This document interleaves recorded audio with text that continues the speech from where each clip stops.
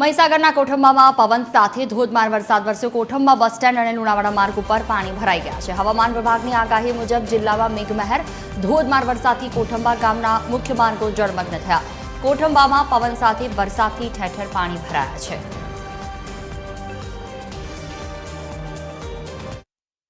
મહીસાગર જિલ્લામાં ગઈ રાતથી મહીસાગર જિલ્લાના 8 તાલુકાની અંદર સાર્વત્રિક વરસાદ જોવા મળી રહ્યો છે। ત્યારે આજે સવારના 12 વાગ્યાની આસપાસ મહીસાગર જિલ્લાના કોઠંબા તાલુકાની અંદર અંદાજિત 2.5 ઇંચ જેટલો વરસાદ ખાબકી ચૂક્યો છે। હું આપને દ્રશ્યમાં બતાવવા માંગીશ કે મહીસાગર જિલ્લાના 8 તાલુકા પૈકી અનેક તાલુકાની અંદર ખેતરોની અંદર જળબંબાકાર જોવા મળી રહ્યો છે। ત્યારે હાલ મહીસાગર જિલ્લાની અંદર સાર્વત્રિક વરસાદ હોવાના કારણે ખેતી તેમજ ડાંગર, સોયાબીન જેવા પાકોને પણ રાહત મળી છે।